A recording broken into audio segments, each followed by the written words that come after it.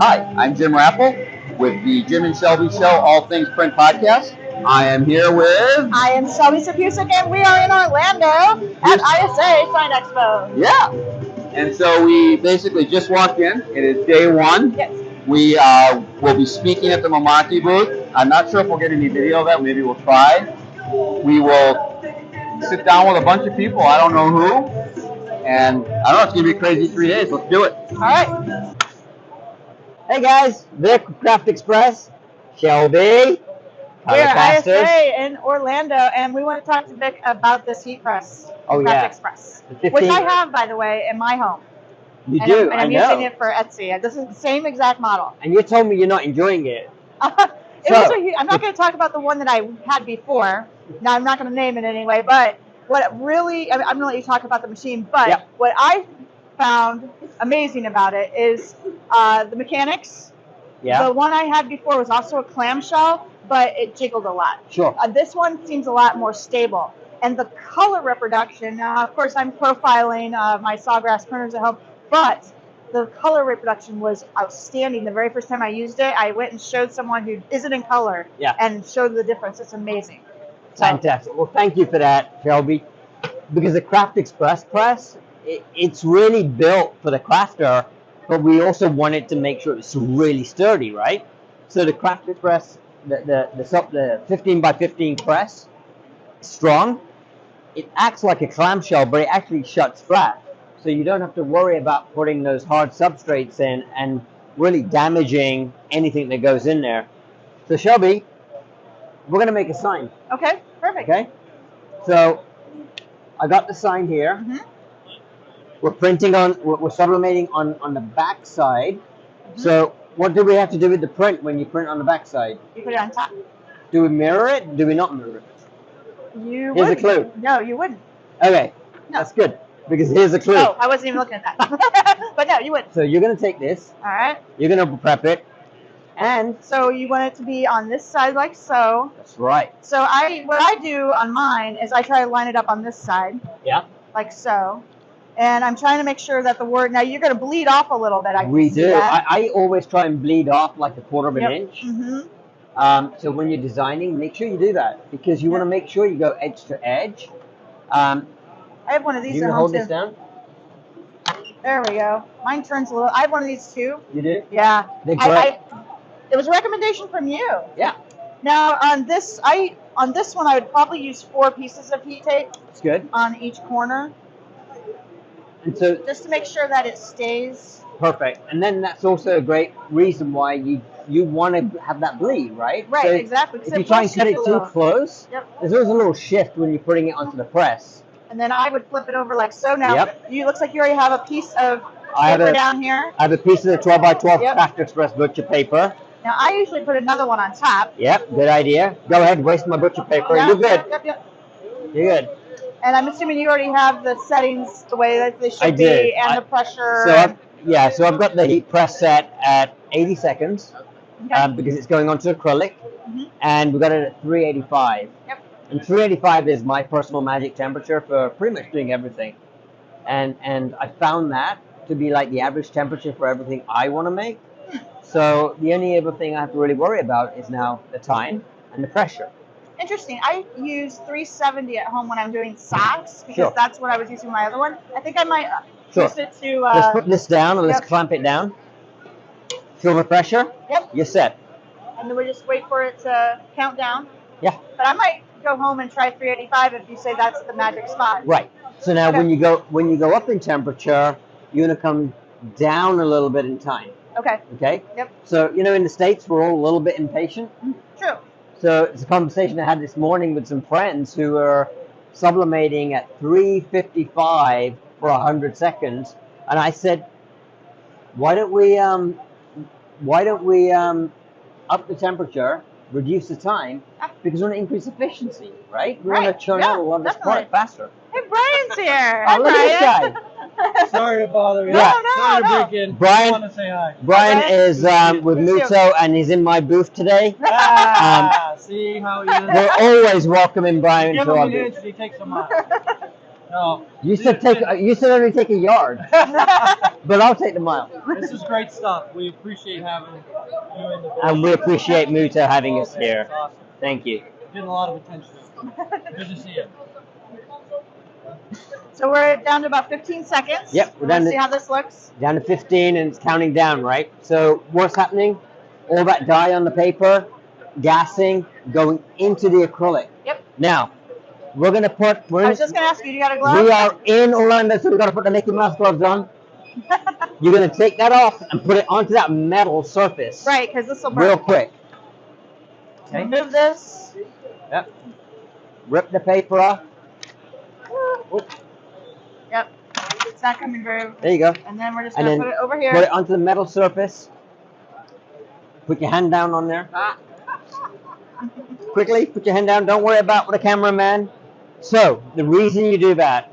I wouldn't have done that. It's acrylic.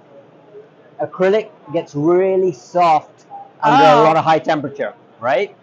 What you don't want it to do is start warping and getting all Okay, I get it. wibbly wobbly. And that's a very I technical thought you were term kidding.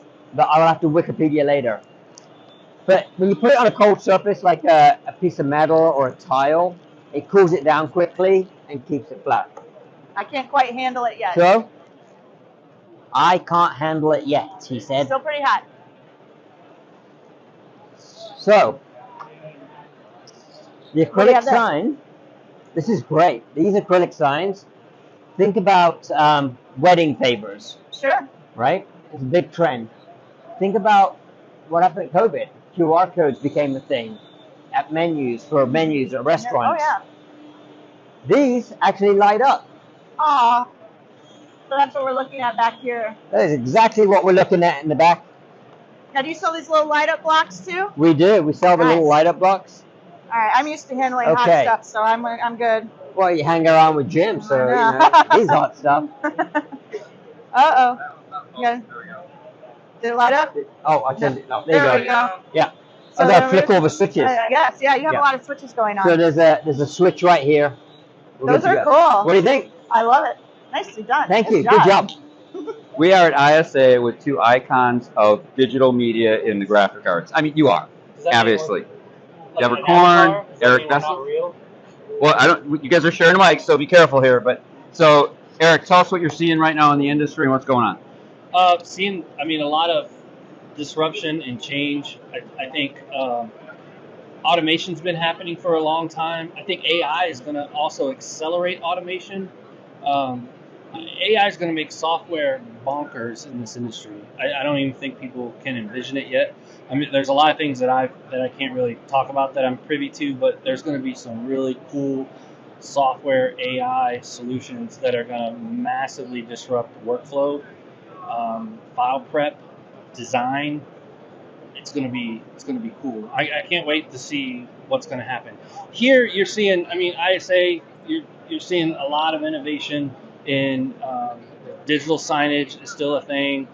A lot of the wide format stuff. Wide format's starting to get a little commoditized, and it's like it's not that big of a growth segment, but there's still a lot of innovation in applications. Seeing a lot of really cool stuff. Yesterday was looking at Canon with their free flow. They've got like a hockey table where it's easy to move media across a big bed. Interesting stuff like that. Swiss Q's, I know they've got this cool innovation where they're saving electricity by turning off air channels on a bed. Little tweaks like that, I think, are the iterative innovations that are happening within this segment that I'm seeing. But overall in the industry, it's an exciting time. There's a lot of uncertainty relative to the technology, but I think it's all going to come out and benefit the industry greatly. So, Deborah, what do you think about AI? That keeps coming up. Everybody we talk to. Sorry I mentioned that. It's okay. I mean, I think AI is a thing. I don't think it's not a thing, but I'm more of a practical person. Like, Okay. how is it going to benefit me or somebody else right now? You know, Okay. and I actually think that printers have a significant opportunity to become thought leaders on it. If all the designers and students are going to, or even consumers are going to be jumping on these image creation tools, then printers should lead the charge in saying, That's great if you want to look at it on your phone, but if you want it on a t-shirt or on a wall graphic or on a pillow, you need us. So let us help you, guide you with the correct prompts, with the correct things so that these things are printable. And that is where I think the opportunity is for the printing industry right now.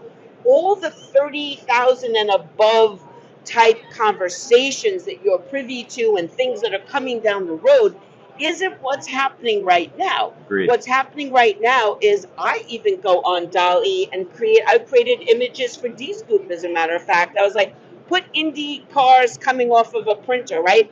But it took me about 20 times to get the prompt correct to what I wanted. And I just really think that there's a big opportunity for that. And that's the secret, right? You're still going to need smart people to prompt correctly to get the output that you need.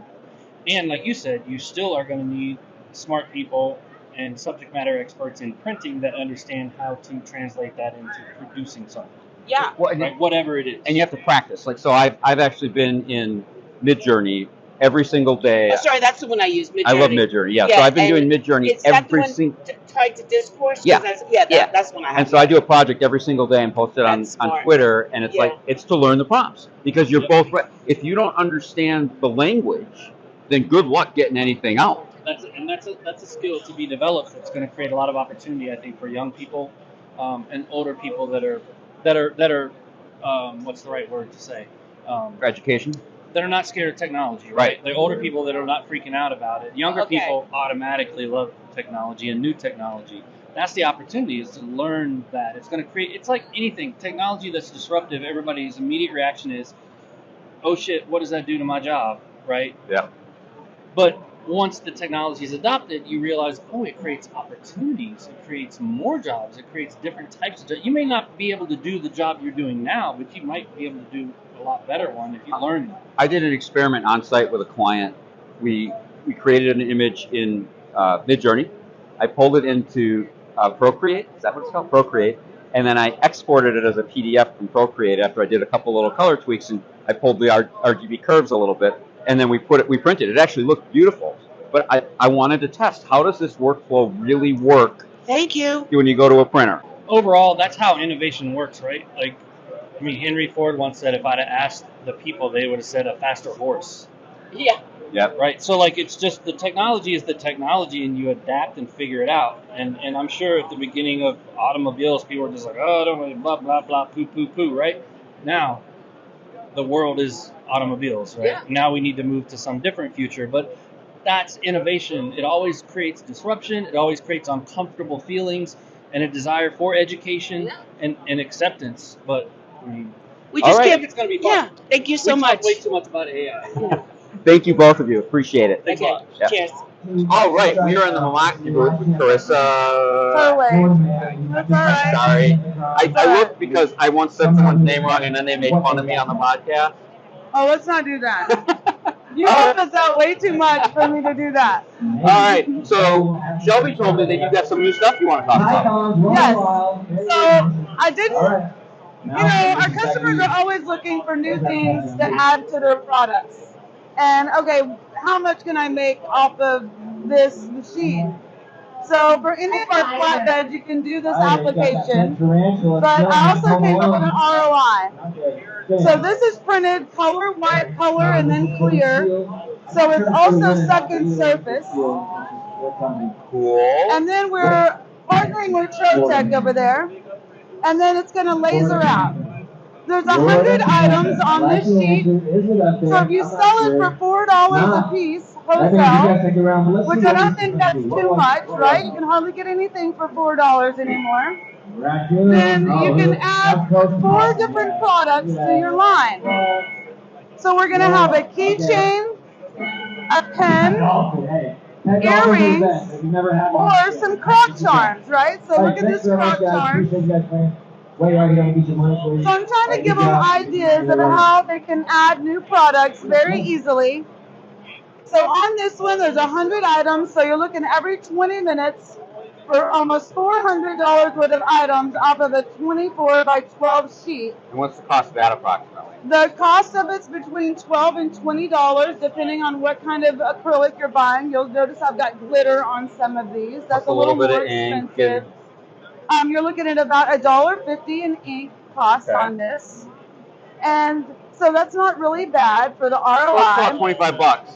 About 25 You bucks. got to cut it and put it on the backers, but it's still a huge profit margin. Right, and they wouldn't have to necessarily finish them out all the way. They could also just sell the sheet, put some tape on it, and sell the whole sheet as a gang sheet, so the Etsy user or maybe the owner of the boutique can put them together themselves. Absolutely. And so that's what I was trying to do, is show them that. So let's say $400 every 20 minutes, $25 in cost, like we said. Then if you print it 5 hours a day for 15 days, that's $90,000 worth of products. Shelby, can we buy a printer? So I'm just trying to help them understand how much money and how high the ROI are on some of these smaller items. Very cool. So, and women, if you put this stuff over by, when you're checking out, women really love this impulse buy stuff if it's under 10 bucks. We really like getting little things like this, especially for the kids. Yeah. So that's kind of what I came up with on this. Very cool. Another application we're showing is UV DTF. A lot of customers don't understand that Mamaki printers can print the film for UV DTF, and UV DTF can actually go on stuff that we can't print on. So, and I love that. Bridges, yeah. Right. And we're using magic film to do this, and then we're giving out samples of that as well. Okay. So some of the cups that we did over there, you'll see a Stanley cup. That is UV DTF film. That wine glass in there is also UV DTF. Wine glass. Yeah, so the one in the orange, the one with the orange lid is UV DTF. The Stanley cup is, and the wine glass, and then everything else is printed with the new high-speed kebab that we have. So it's printed direct. Yeah. Very cool. So you can use the same machine for all of these things. All right. And make some money. I hope y'all like it. We did. I don't know if the color's great on it, but hey. If we can help fix that. Oh, yes, yes. All right. Thank you, Chris. I appreciate it. Thank you. All right. We are in the Logo Jet booth with Susan Cox. And you're going to take us around the booth, right? Yeah, thanks for coming over here. We're actually having a really great show. I wanted to show you some of the new things that's going on here in our booth. We officially launched a new partnership with Flexi, offering the latest Flexi Complete RIP software.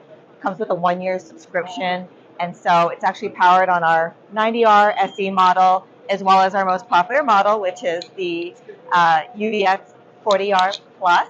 And so very exciting because it's going to enable our customers to do more with our printers, from design capabilities, variable data, and lots of other powerful features to do more techniques on the printer. Of course, we're still featuring our new flatbed series line, the Stratus series. This is the Luna. It's got a 3x5 footprint here, so print area. This is an excellent printer. I just helped you build some profiles for this printer. It's a joy to work on it. It's got amazing color output. And it's got quite a bit of depth, right? Capability? 6 inches. Yeah, okay, so you can that's do a lot. more. If you want to print boxes in there, it's a mid-sized flatbed. So if you're looking to get into, a little bit larger or smaller, it's kind of a good fit in between. And so, and then you've got the big brother here, the Terra, a little bit bigger than a 4x8 print area. So does that also have 6 inches, or? That is actually just under 4 inches. But still good. Yep, That's still an impressive height for a flatbed printer. And so then the final thing is just around this wall, we're actually demonstrating some of the cool techniques that you can do. So this is one of our customers, Phil Lewis. He's got amazing designs, and you can kind of see the different techniques from using clear gloss to adding textures, more spot varnish, right? So this is an amazing art piece. That is amazing. We printed this on aluminum composite. He's doing acrylic. again, more textures, bumping out textures on the front and then printing behind, with just color, bump it out. And of course, he's laser cutting different iridescent materials and creating these techniques with the clear gloss and more textures. So, his art used to be very flat. Now it's really coming to life in 3D. So Really is. this shows off the capabilities of our UV printers. And so we're really proud to partner with our customers to show all the techniques off. Thanks, Jim. Thank you, Susan. Okay, we are in the PDAA booth, and I'm going to try and speak as little as I can so I don't screw this up. We're here obviously with Shelby. Hi, everybody. And Ken Burns. Hello. Yep. And Fatty Baloo. Hello. all right, Ken, I'm going to let you kind of kick it off and tell us about PDAA. Sure. So the PDAA is an academy of sign and graphic installations.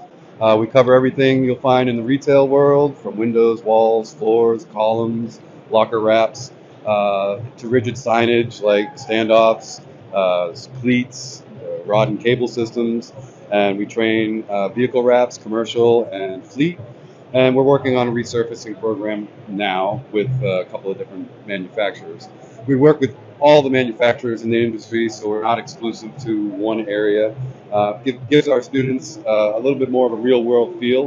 When we're, as installers, we're given whatever the printer's going to be using, right? So we don't always get the choice. So the fact that we get to work with all the different manufacturers really gives our guys and girls a rounded education. Okay, great. You want to tell us a little bit about yourself? Sure. Yeah, I'm Fatty Baloo with the PDAA. I'm a trainer for retail and corporate branding. So we focus on the window, walls, and floor applications as well as rigid signage. I'm based out of Chicago in the south suburbs, and I appreciate being a part of this. Nice. Ray, you got to pan and get this truck for us, man. Yeah, tell this us thing about is the cool. truck. Or the van, I guess it is. Van. This was wrapped by Troy Yates of Easy Wraps, and he's done every square inch of metal on this vehicle, inside and out. So the door jambs, everything. And he's one of our trainers as well. So I didn't mention that we have 4 training facilities. We've got Chicago, Washington, D.C., Sacramento, California, and Raleigh, North Carolina. Let's zoom in on this corner here. Just look at the detail we got here, Ray. Just bring it in as close as you can bring it in. I mean, this is an A-class raft job. I mean, look at this. It's unbelievable. And so that's the kind of people that you train people with time that are capable of this kind of work. Correct. Then once they come out of the program, if they pass the certification, then they're put on our national database. So printers that have projects in their areas can find them and subcontract them to work. All right, thank you. Yeah, so if you're looking for wraps and training or certified wrappers, there you go. And we're looking forward to seeing everybody at the party tonight. Yes, 100%. All right, good morning. Third day of the show. We all survived so far. I'm Jim Rackle with Colorcasters, joined by my business partner. I am Shelby Sakusek. Hope you all have been having a great show. Final day of the show. We made it. And we are going to present our Confident Color the Rasterlink way. This is a 20 to 25 minute quick overview of the one-day workshops we're running at all the technology centers, Mamaki technology centers, around the country over the next year. So my background is I grew up in the newspaper industry. I worked in that for about 17 years, going from newspaper to newspaper around the country. I worked in free press and graphic design, and I actually was a person who got to say, stop the press every once in a while, which was kind of fun. But I worked on presses that were 4 levels high, CMY and K, and I tell people that if you were working in color management today, try doing it in newsprint. Newsprint is already very thin, saturated with ink, and has a yellow white point. So what I'm doing now is a little bit easier. And I am Jim Rackle, as I mentioned earlier. I have been in the graphic arts industry for about 40-some years.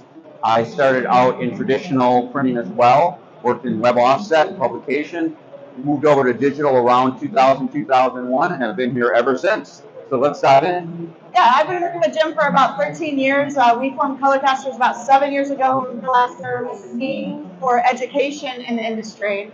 And this is why. Yeah, this is why. This happened to me in the newspaper industry a lot. I have my advertisers call me up and say, it just doesn't pop enough. I don't know what that means when you're talking about color. Or it needs to look like my green grass. And I tell Jim all the time, he lives in Wisconsin, I live in North Carolina. My green grass looks a lot different than his, especially in the winter. Well, yeah, I mean, like 4, 5, 6 months of the year it's brown and under a layer of white. Right. And I don't have a warmer button on my printer. I don't know what you mean by that. I don't know what you mean when you say you need it more red. That doesn't make any sense to me either. So, before we get too far into explaining how you can use some of this with Rasterlink, you need to understand some basic color theory. In other words, the foundational base of knowledge for your color management pyramid. We've got a couple of color illusions just to get you thinking the right way. You've got two squares up here, A and B. Who thinks that A and B are different colors? Come on, you can put your hand up. Everybody thinks they're a different color unless you've seen the presentation before, and then you know that they're actually the same color.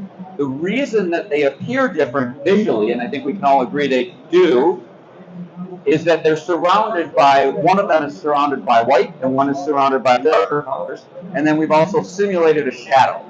And so it should just prove to you that your eyes, while very accurate interpreters of color, they can be fooled very easily as well. All right, you probably can't fool you twice, but are these two blues in the middle the same, or do they appear different? And I think we'll all agree they appear different, but when we put them right next to each other, we can see that they're the same. And again, it's that same effect of the colors surrounding the color that we're looking at. This slide right here is why we do color management and why we need it. Our eyes see RGB, red, green, and blue, and as humans, we can see millions of colors. Our RGB monitors can only theoretically produce about 16.8 million colors, and even worse, our CMYK printing devices can reproduce colors only in the thousands. So we already know we cannot produce every color that we can see. So what do we do? And that's where color management comes in.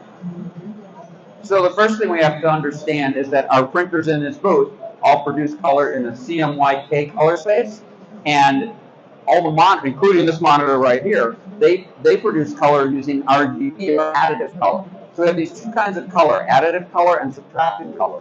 Additive color is very easy to understand. If our tech guy in the back turned this monitor off, it would be black. And so the way that we create the color on a screen like this is they turn on the red, green, and blue LEDs in different intensities. If we turn them all on at the same time, we get white. And if we turn on combinations of them, we can get red, green, and blue, obviously, and we can also get all the other millions of colors that Shelby mentioned earlier that a monitor is capable of displaying. The trickier one to sometimes understand is that CMYK printing is called subtractive, and everyone thinks, well, how can it be subtractive if I'm putting layers of ink on? I'm adding color. Actually, what the ink acts as is a filter. The light comes down, goes through that ink, eventually hits the substrate, and then comes back through all those layers of ink. And that process actually subtracts, whatever our light source is, it subtracts some of that light before it gets to your eye. So we call CMYK printing subtractive, but there's one tricky aspect to it.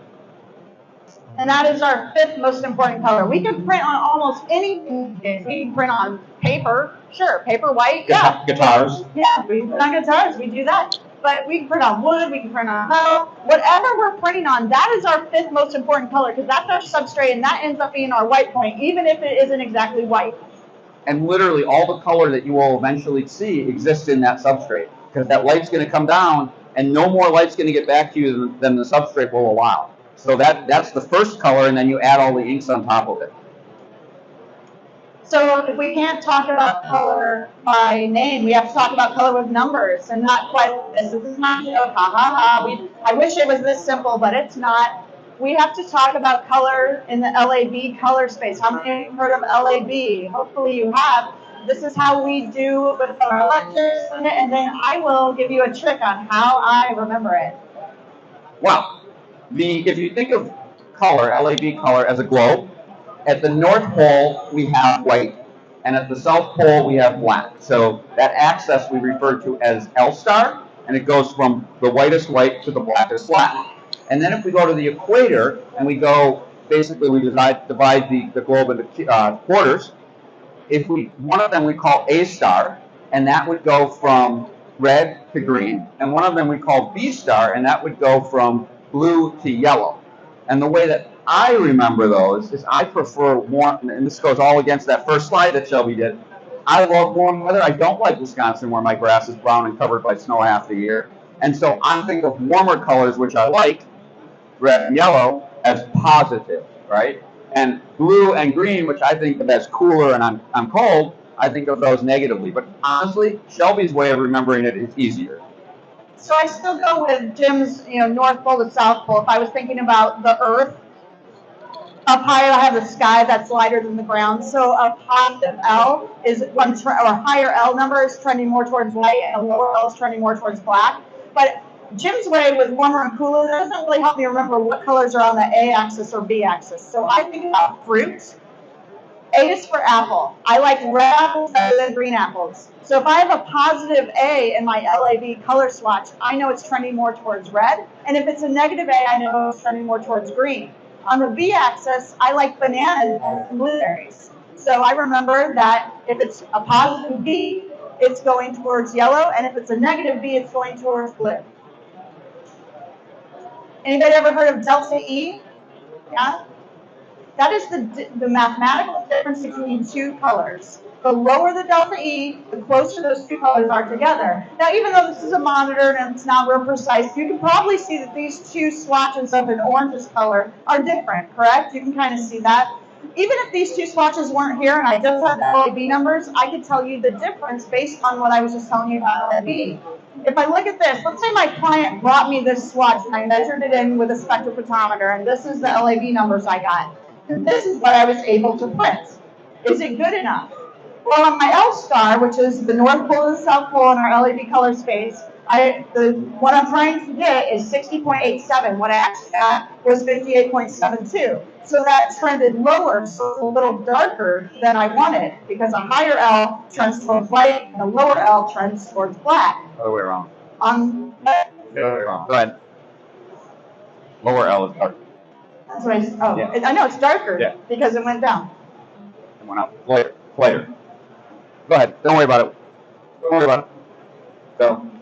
With an A star, we're at 44.36, and we went to 42.18. So we're negative on the A. I like red apples better than green, so it's trending more towards green.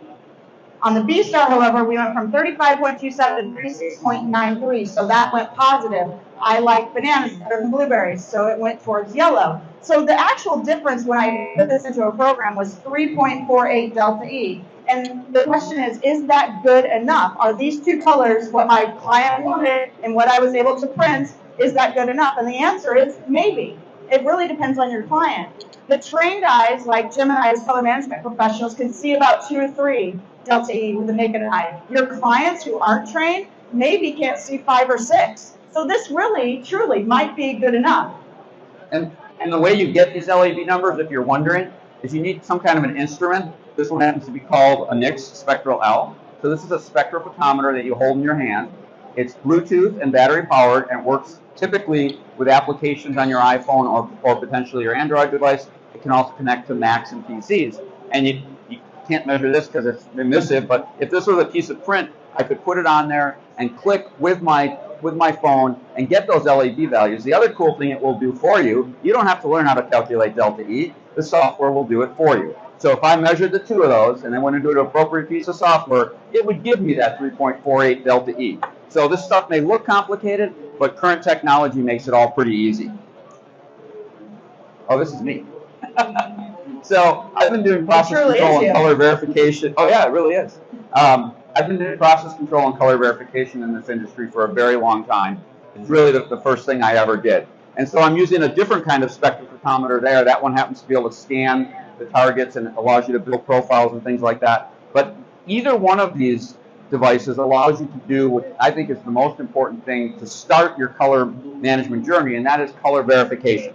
So the way that we do color verification is we have some kind of a control chart. These are two more complex ones that are more advanced.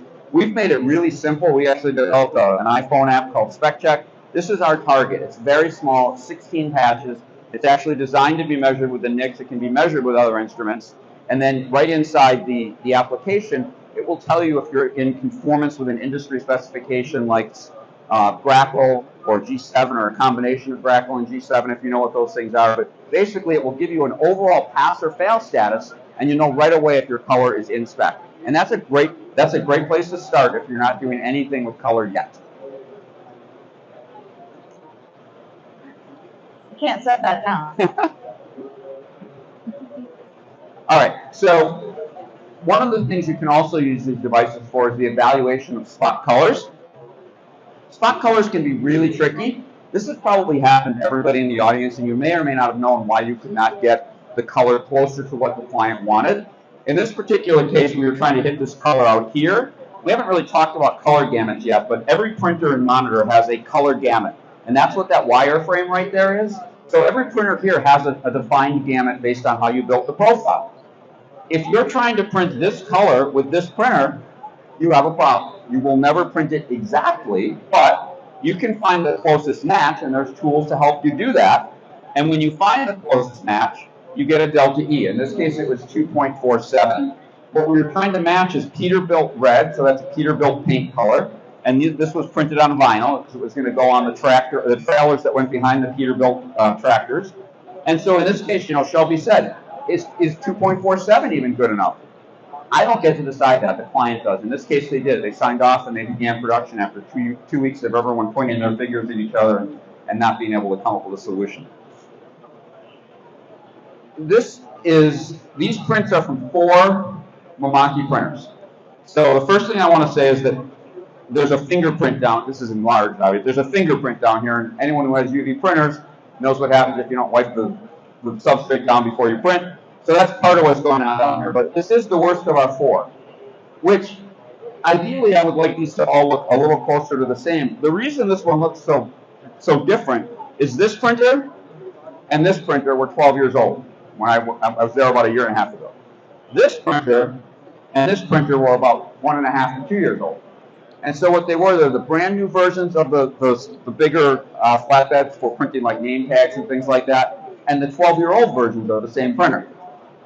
And when I got there, the client has some very, very large customers who order thousands of name tags almost every day, which blows me away, but they do, little magnetic name tags.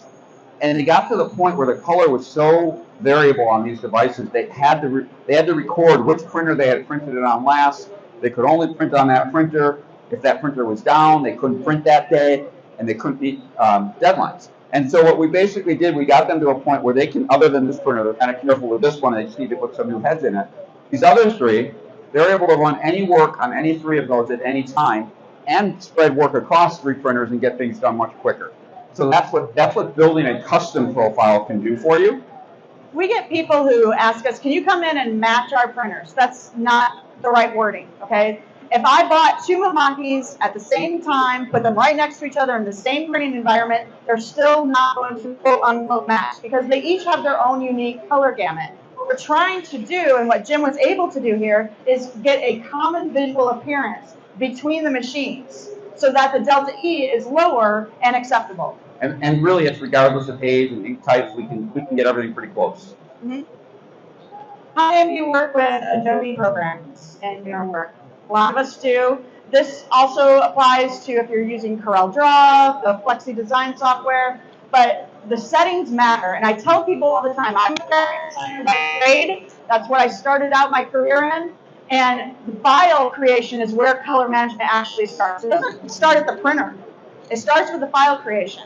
So if we can all get consistent color management settings throughout the process, all the way from the file creation in our design software to our RIP settings, we're going to be more successful, have a bigger color gamut. When I open up Adobe, I think this is Adobe InDesign, but if you go to Edit and Color Settings in InDesign, Photoshop, Illustrator, CorelDRAW, and Flexi Design, you will get something similar to this. And right out of the box, Adobe gives us an RGB color space of sRGB and a CMYK color space of US web coded swap. That is awesome if you're doing with just online design. If I'm just creating things for websites or television commercials, awesome, but not so great for our industry and print. These are old color profiles, more than 20 years old, and they are very small. So right out of the gates, we're dealing with a small color gamut. If we change these to our recommended settings, RGB, Adobe RGB 1998, and graphical coded, Crackle 2006. Crackle 2000. 2013 or 2006? Well, 2006 is built in. There are other choices, but the easy way to do it is use 2006 because it's built in. Anyway, change it to Grackle for sure. And you are already setting yourself up for success because those are bigger color gamuts right out of the box. And speaking of gamuts, so the bigger gamut here in 2 dimensions is Adobe RGB 1998, which Shelby was talking about. The smaller one is Grackle 2013. And so you start to see the problem from one of the earlier slides where we talked about we can see millions of colors, monitors display millions of colors, but printers only print thousands of colors. And it becomes even more apparent when you display it in 3 dimensions. And so there are tools inside of Rasterlink. It's called rendering intents. And by changing those rendering intents, it changes how the colors that are out of gamut move into the gamut of the printing device. It's an advanced topic, and if you come to the workshop, we spend quite a bit of time on that over the course of the day. Now, we've been talking about both custom profiles and CAN profiles. If you have Rasterlink, more than likely you're using a CAN profile. There's nothing inherently wrong with a CAN profile, except that it's a CAN profile. It means it was built in a lab on a specific printer with a specific substrate by a person who's probably using a very good methodology, but that lab does not simulate your actual environment. So to expect the highest level color quality out of a CAN profile, whether it comes from Mimaki or 3M or anybody, is really not a realistic expectation. You should expect an average result because they have to build those profiles in such a way that they will work in different environmental conditions. They'll work on a variety of substrates, because if they have a profile called, glossy film, you don't know which glossy film they made it on. And so while it's a very quick and cost-efficient way to achieve color, and if it's acceptable to your customer, then guess what? It is okay. But if you're not able to get where you need to get, then what you need to do is build custom profiles. In the Mimaki world, in Rasterlink, you need to have an additional tool called NPM3, and NPM3 will allow you to build a custom profile that gets your results more like this, and also like the 4 pictures I was showing before. That's another thing that we take you through the whole process of building a profile during the one-day workshop. And this is the process. Right, so color management is a methodology. This comes straight from ID Alliance and Printing United Alliance. We start at the bottom of the color management pyramid and work ourselves up to a custom ICC profile. One of the most important things we have to do in these first 3 steps, we call it stabilizing the system. It matters if you have your rip and print settings correct for your printer. It matters where your printer is set up. Are you in a climate-controlled environment, or did you put your printer next to a door that's opening and closing in the Florida heat all day? That's going to affect your humidity and your temperature. You want to make sure you do a nozzle check. Your printer needs to be in the best condition to go through the process. Otherwise, it's really not worth your time. Once we have our system stabilized, we can move into the rest of the profiling, which is doing our primary ink restrictions, which is whatever ink you have in your printer. Sometimes it's CMYK, but if you have lighter inks, you might have to do those too. Linearization, total ink limit, and eventually we get to an ICC profile. So if you decide to come join us for a Confident Color workshop, this is what the day will look like. We'll spend the morning going through slide decks much like this, but obviously much longer, much more in depth. And then a little bit of the afternoon, right after lunch, Mimaki buys you lunch. It's kind of nice. Right after lunch, we'll explain how to build a profile. We'll take that color management pyramid and break it down step by step. Only takes about a half hour. And then either with a printer in our training room or out on the demo room floor, we will build a custom profile from scratch. And you'll be able to watch that process, be involved in that process. And then we will go into Rasterlink's spot color module. Has anyone ever used the spot color power? I mean, it's an unbelievably underutilized, really powerful feature in Rasterlink. It allows you to specify a Pantone in your design file, and then it will print the closest color to the Pantone. If it's not close enough, you can go in and tweak it. We take you through that whole process as well. And then at the end of the day, we show you a little bit more about color verification, which would again be something like the NICS and the spec check software. If you want to join us, the next 2 opportunities to do that, let me get out of the way. The next 2 opportunities to do that are in Milwaukee at the Demo Center on May 14th, and then in New Jersey at the Demo Center July 9th, it looks like. Well, we're wrapping up ISA. We are. And we're sitting in the PDS equipment booth. They let us sit here. They have wonderful couches in this booth all the time, so it's a good place to be. Let's just highlight the fact that Mimaki Yep. Also honored us with letting us speak in their booth all 3 days. We Yep. have one more to do before we head out to the airport. Yep. And we Um, went to the PDS equipment party last night at the Ice Bar and Fire Lounge. That was fun. Well, there was this company, Color Casters, that co-sponsored Oh yeah, that. Mhm. That was fun. That was Yep. fun. The There's no ice- video from there. No, the Ice Bar was 18 degrees. It was Which cold. in Wisconsin we call spring. I went in without a jacket. I did too at first. Yeah, The first at time. first. So yeah, we got some good video for you. Obviously, you've watched it by the time you get to this. I don't know which ones we're going to use. We actually probably have more than we need, so we'll let that fall where it falls. And we just want to say thank you for watching this episode. Yep. There's always more coming. Anything else? I don't think so. All right, we'll see you. Bye.